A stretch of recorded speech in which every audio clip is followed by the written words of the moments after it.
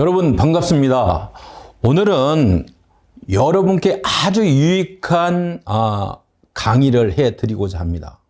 자, 첫 번째는 여러분께 말씀드리고자 하는 것은 제2종 전기 차량 운전면허를 취득하기 위해서 교육훈련기관의 입교 선발고사를 대비하기 위해서, 두 번째, 면허시험, 여러분들이 교육훈련기관 입교를 하고 수료를 하게 되죠. 수료를 하게 되면 필기시험에 응시를 하겠죠.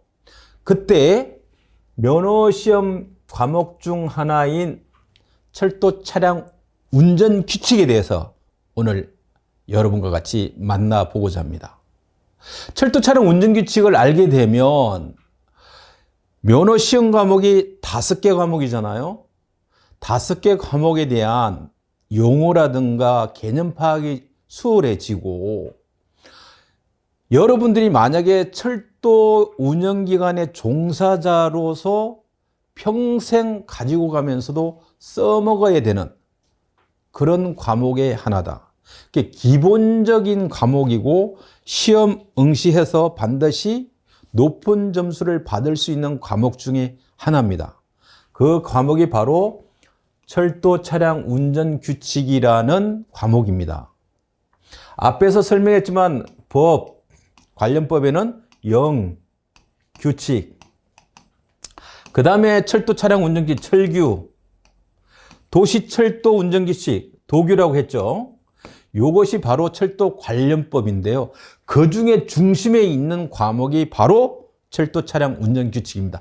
이 과목을 알게 되면 규칙, 그 다음에 기술적인 용어도 여러분들이 많은 도움을 받을 수 있는 과목 중에 하나입니다.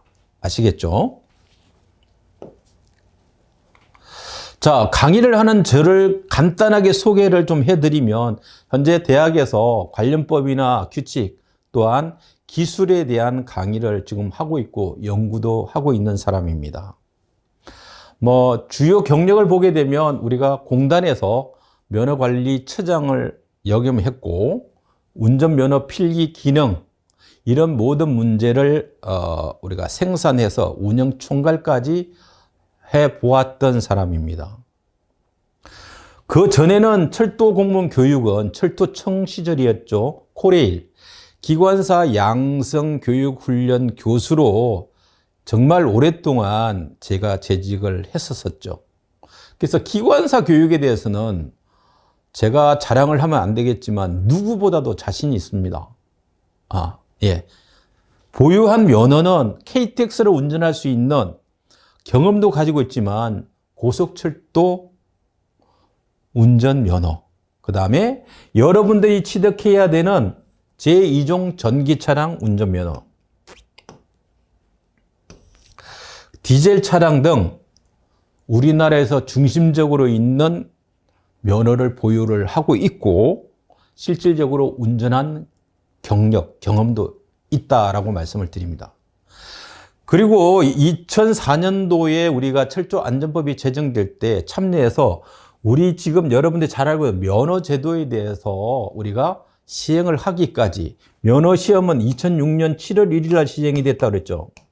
이때까지 근교부에 파견 나가서 공단에서 실질적으로 운영하기까지 모든 것들을 다 실질적으로 운영했던 사람입니다. 그래서 여러분께 많은 도움을 줄 수가 있죠. 현재는 필기나 기능에 대해서 출제나 평가위원, 또 선발고사 출제위원을 통해서 여러분과 같이 만나보고 있는 사람이다라고 소개를 해드립니다.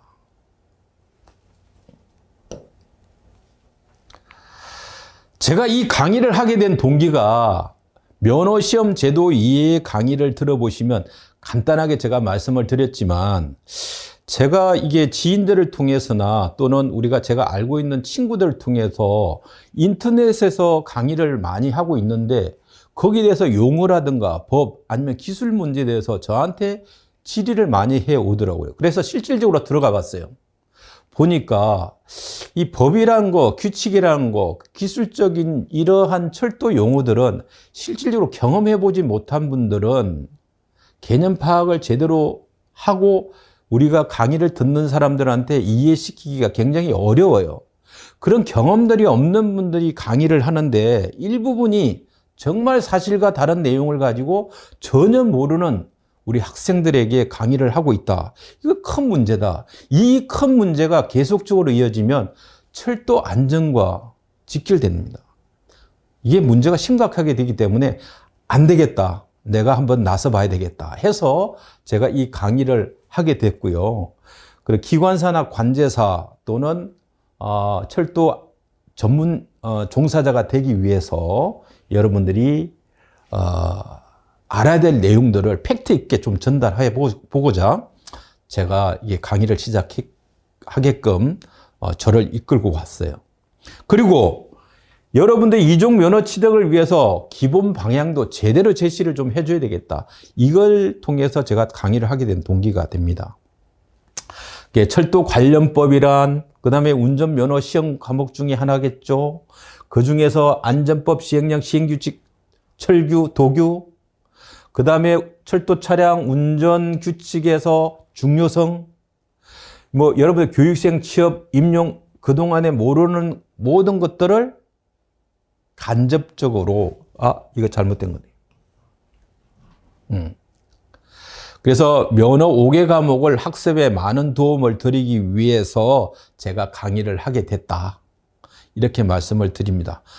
여기서 핵심은 다양한 매체를 통해서 유튜브나 인터넷 등 강의하는 분이 좀 명확하게 제대로 된 강의를 우리 듣고 있는 학생들에게 전달했으면 좋을 것 같다는 말씀을 드리고 저는 명확하게 경험과 실제를 전달해 드리도록 하겠습니다. 여러분들이 기관사가 되기를 목표로 삼았다면 계속적으로 반복된 얘기지만 제2종 전기차량 운전면허를 선택해서 취득해야 됩니다. 그 이유는 다른 면허들은 철도 회사 중에 코레일만 지원을 할 수가 있죠. 제2종 면허를 취득하면 우리나라에 있는 모든 철도 운영기관, 크게는 한 30, 40군데가 되죠. 철도 회사, 이렇게 다양한 유관기관에 취업을 할 수가 있어요. 아시겠죠? 그래서 제2종 면허 취득을 위한 교육훈련기관이 우리나라에 9개 훈련기관이 있다. 여러분, 내가 거주하는 곳을 중심으로 여러분 선택하셔가지고 들어갈 수가 있죠. 들어가기 위해서 여러분들이 뭘 공부를 해야 됩니까? 그렇죠. 철도 관련법을 공부를 해서 선발고사에 대비를 하셔야 됩니다.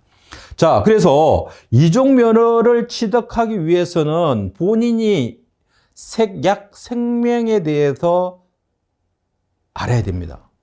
요즘은 제가 팁을 드린다면 제가 안경을 끼고 있는데 실질적으로 눈이 나빠서 아니면 요새는 자기가 좀 어떻게 안경을 끼므로써 좀 미모를 아니면 이런 것들을 하기 위해서 좀 어떻게 보면 끼는 분도 계시지만 색약 생명도 안경점에 가면 아니면 병원에 가면 이걸 교정할 수 있는 부분이 있거든요. 그렇게 해서 이것을 커버할 수가 있다 이렇게 말씀을 드립니다. 그런 분들도 저한테 상담을 하시면 충분하게 제가 설명을 드리도록 하겠습니다. 그 다음에 신체 적성검사 선발고사 대비해서 훈련기간에 입교를 해서 우리가 사전 사후 또 교육 후에 필기 기능시험 합격 면허 취득 이런 것들을 통해서 제2종 전기차량 운전면허를 선택해야 된다 라고 말씀을 드립니다. 자, 공부하는 방법은 여러분들이 저보다도 공부하는 방법에 대해서는 잘 알고 계시겠지만 우리 철도교육 솔루션스를 최대한 활용하십시오. 그리고 필기 기능시험 과목이 어려운 공학이 아니고 진짜 대학에서 우리 교수님들이 자기 주장을 내세우는 그런 과목도 아니에요. 그래서 여러분들이 아주 쉽다, 쉬운 과목이다, 5개 과목이 공학이 아닌 암기 과목으로 구성되어져 있기 때문에 최소한 여러 번, 10번 이상만 읽게 되면 충분하게 개념 파악이 되고 이해가 됩니다. 10번은 읽어야 된다. 라고 말씀을 드립니다. 그 표준교재로 어느 정도 읽고 공부가 된 경우에 이제 시중에 있는 솔루션스에서 제공하는 문제풀이를 하시게 되면 충분하게 공부가 되고 따라갈 수가 있다. 그래서 단순한 문제만 풀지 말고 문제에 대한 해설을 해가면서 문제를 풀게 되면 내 것으로 만들 수가 있겠죠, 여러분? 네. 그러고 난 다음에 최종적으로 내가 직접적으로 과목에 대한 유사한 문제를 한번 출제를 해보면 퍼펙트하죠. 이렇게 하면 여러분들이 반드시 면허를 취득할 수가 있다. 이렇게 말씀을 드립니다. 자, 해서 본격적으로 우리 강의할 내용 중에 철도 차량 운전 규칙에 대해서 들어가 보도록 하겠습니다. 철도 차량 운전 규칙을 적용받는 우리 철도의 운영기관은 공사, 그 다음에 SRT, 수서발 우리가 고속철도 있죠. 그 다음에 공항철도, 저기 인천 금암역에 가면 본사가 있죠. 신분당선, 판교에 있죠. 그 다음에 하나의 시설기관인 국가철도공단, 대전에 있죠. 이러한 기관은 현재 철도 차량 운전 규칙을 적용받는다. 이 규정을 적용받는 회사다. 그럼 나머지는 뭐냐? 여러분들이 다른 강사님을 통해서 배웠겠지만 도시철도 운전 규칙을 적용을 받는다. 뭐 서울교통공사, 부산교통공사, 다양한 도시철도는 도시철도 운전 규칙에 적용을 받는다. 그 특징을 보면 열차 운행을 보면 여러분 알 수가 있어. 열차 운행을 알 수가 있는데 여기 적용을 받고 있는 운영기관은 기차가 어디로 댕겨? 상하행선을 지정해주고 있고 왼쪽으로 다녀. 근데 도시철도 운전규칙을 적용받는 서울교통공사, 부산교통공사, 대전교통공사는 기차가 상하선이 있으면 오른쪽으로 다녀요. 여기는 왼쪽으로.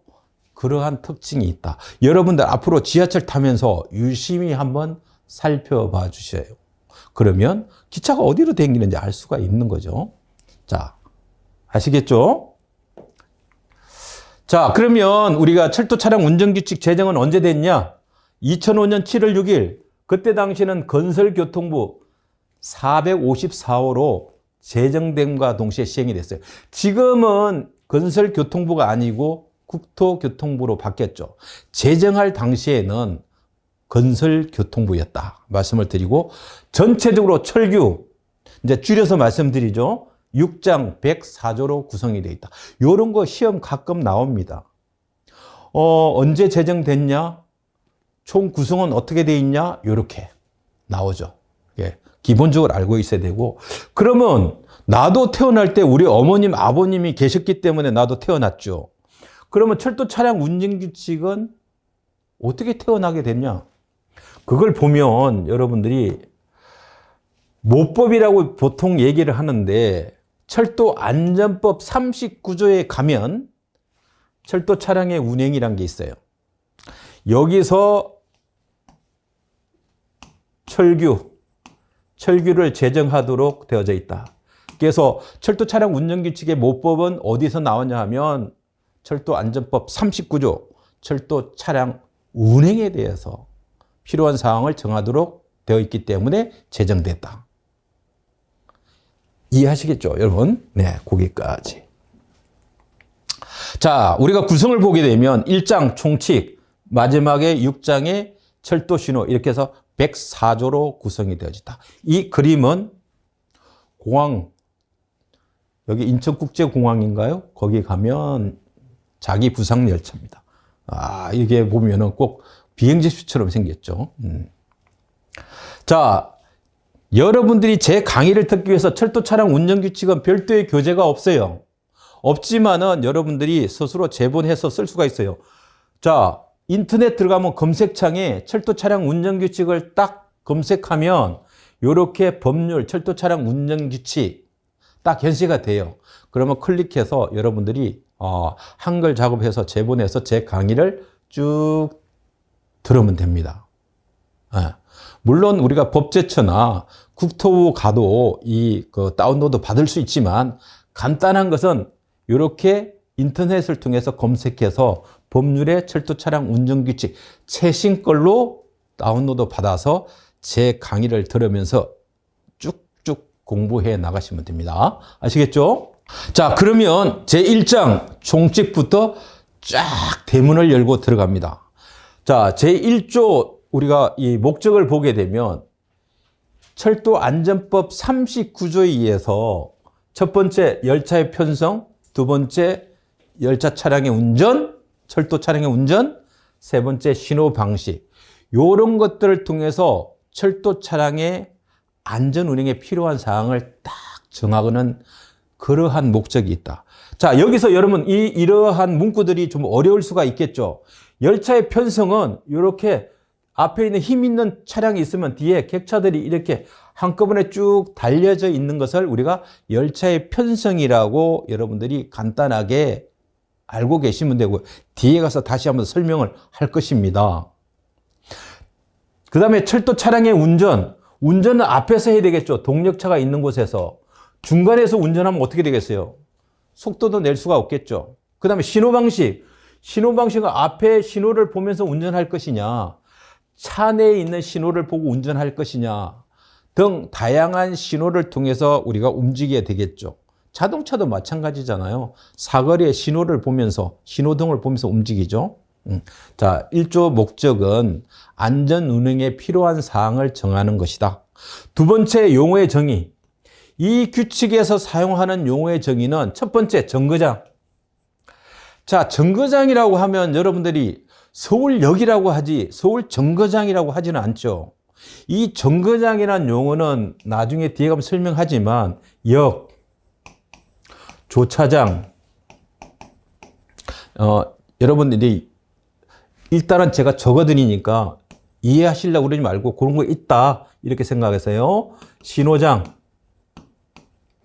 요 세 가지를 우리가 정거장이라고 하는데, 정거장은 손님이 타고 내리고 화물을 싣고 내리고, 그 다음에 열차의 조성, 이렇게 조성하는 거 있잖아요. 동력차가 있고 뒤에 객차가 있는 이런 순서를 딱딱 묶어주는 거. 그 다음에 열차의 교행, 열차가 교행하는 거, 서로 이렇게 교행되는 거, 크로스 되는 거. 그 다음에 대피, 내가 느린 열차는 어디 가서 피해 있다가 빠른 열차가 휙 지나가고 나면 그 다음에 따라가게 되는, 그래서 빠른 열차에 내가 대피됐다. 그래서 정거장이라 하면 우리가 여객이 되고 타고 내림, 화물을 싣고 내림, 열차의 조성, 그 다음에 열차의 교행, 열차의 대피, 이런 곳을 하기 위해서 만든 곳이 정거장이다.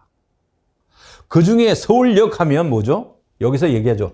여객 승강, 화물의 적하, 여기까지만 해당되는 게 여기고, 열차의 조성은 여기 조차장에 해당되고, 그 다음에 열차의 교행 또는 대피는 어디에? 신호장에 속합니다. 이렇게 개념을 여러분들이 이해하시면 좋을 것 같아요.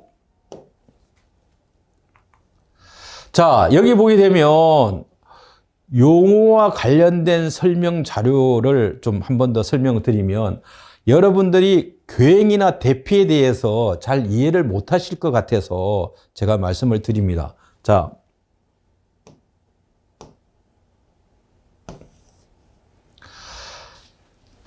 정거장이라고 했죠, 여러분. 정거장은 첫 번째가 역이라고 했죠. 역은 서울역이라고 그러지 서울 정거장이라고 그렇지는 않다고 그랬죠. 역은 여객이 타고 내림, 화물을 싣거나 내림, 요걸 하기 위한 것이 역이라고 제가 말씀을 드렸고, 두 번째가 뭐예요? 조차장이죠. 조차장은 뭐냐면 여객, 화물 이런 것들을 서로 연결하거나 분리하거나 이동하는 것을 말합니다. 이것을 우리가 입판이라고 하는데요. 입판을 해서 여객열차를 조성해서 묶어주는 거. 그 다음에 화물열차를 연결하거나 분리해서 묶어주는 거. 열차 조성해 주는 거. 이러한 곳, 장소를 우리가 조차장이라고 그러는데 우리나라에서는 대전 조차장이 있고요. 제천 조차장이 있어요. 대전은 주로 여객열차의 조성을 위한 곳. 제천은 화물열차의 조성을 위한 곳으로 되어져 있어요. 그 다음에 세 번째 설명이 이제 요 설명을 해드리기 위해서 제가 그림으로 한번 설명을 드립니다. 이해를 돕기 위해서. 자, 그중 세 번째가 뭐였어요, 여러분들이? 자, 세 번째가 바로 신호장이라고 그랬죠. 신호장은 간단하게 우리가 교행, 대피 이렇게 기억을 해 주셔야 돼요. 자, 그래서 첫 번째 교행에 대해서 여러분께 설명을 드리면 정거장에서 마주오는 열차와 선로를 달리하며 서로 비켜가는 거죠. 자, 이걸 우리가 A역이라고 해요. 주로 단선 구간에 사용됩니다. 단선 구간이라고 하면 하나의 선로에 오는 열차, 가는 열차를 교호로 움직일 때 사용하는 선로를 단선 구간, 좀 줄여서 단선이라고 해요. 자, 단선 구간에서 열차가 여기서 이렇게 진입을 해서 여기에 딱 서죠. 정차를 한단 말이야. 그 다음에 반대에서 열차가 들어와서 딱 정차를 합니다. 이렇게 되면 두 열차가 하나는 102열차라고 하고 하나는 101열차라고 하면 A역에서 서로 어떻게 돼요? 교로 교행을 했다. 이렇게 해서 말 그대로 열차의 교행이란 용어를 쓴다. 이해하시겠죠? 카메라 감독관님. 네. 네. 교행. 두 번째, 대피. 자, 열차의 대피는 열차 중에는 KTX처럼 300km로 쫙 가기도 하고 화물열차처럼 느릿하게 가는 열차도 있어요. 그것도 단선 구간이겠죠. 이것도 단선 구간에서 선로가 하나밖에 없는데 앞에 가는 열차가 화물열차에서 굉장히 느려. 뒤따르는 열차는 우리가 어떻게 굉장히 빨라. 우리가 여객열차라고 봅시다. 굉장히 스피드가 높아. 그러면 앞에 계속적으로 걸린단 말이야. 우리 자동차도 고속도로 다닐 때 앞에 그 자동차가 계속 추월선에서 천천히 가면 조금 화가 나죠. 예. 근데 추월선에서 자동차는 비켜갈 수 있겠지만 철도는 앞에 가는 열차가 천천히 가면 뒷열차도 천천히 가야 돼요. 안 그러면 추돌하니까. 그래서 천천히 가는 열차를 A역이라고 하면 이렇게 부본선에 들어와서 느린 열차가 딱 정차를 합니다. 이렇게. 정차를 하고 나면 뒤에 빠른 열차가 A역을 휙 통과를 해버려요. 그러면 어떻게 해요? 이 느린 열차는 빠른 열차에 대해서 대피당했다. 해서 열차의 대피라는 용어를 쓴다. 어디에서? 단선 구간에서. 그래서 요거는 통과하는 선이니까 정거장 내 주본선, 이거는 부본선이라고 해요. 그래서 여러분들이 이 그림을 통해서 열차의 교행, 열차의 대피에 대해서 이해를 해 주시기 바랍니다. 오늘 마지막으로 여러분께 다시 한번 강조를 하게 되면, 자, 정거장. 자, 시험 문제도 나오는데요. 자, 정거장 1. 여객, 화물, 타고 내림, 싣고 내림. 두 번째, 열차의 조성. 좀 내가 줄여서 씁니다만. 세 번째, 교행, 대피. 이런 곳을 하기 위해서 만들어진 곳을 정거장이라고 합니다. 그래서 이 사진을 보게 되면 여러분 잘 보세요. 지금 33이라고 돼 있고 빨갛게 돼 있는 경우도 보이죠. 이렇게 35라고 있는데 이 정거장 역에서 이렇게 바깥으로 나갈 수 있게끔 되어 있는 이것이 우리가 출발 신호기인데요. 1번 선 출발 신호기. 우리 집에서 나가도 좋아. 출발 신호기. 그 다음에 요거는 2번 선이겠죠. 2번 선에서 바깥으로 나갈 수 있는 신호기. 요렇게 모든 것들이 갖춰져 있는 곳을 우리는 정거장이라고 합니다. 시험 문제는 다음 중 정거장에 속하지 않는 것으로 맞는 것은 1. 여객에 타고 내림, 화물에 싣고 내림. 2. 열차의 조성. 3. 열차의 교행 또는 대피. 4. 신호 시스템을 제어하기 위한 장소. 뭐 이렇게 하면 정답은 여러분 제가 말씀 안 드려도 4번인 걸 잘 아시죠? 네.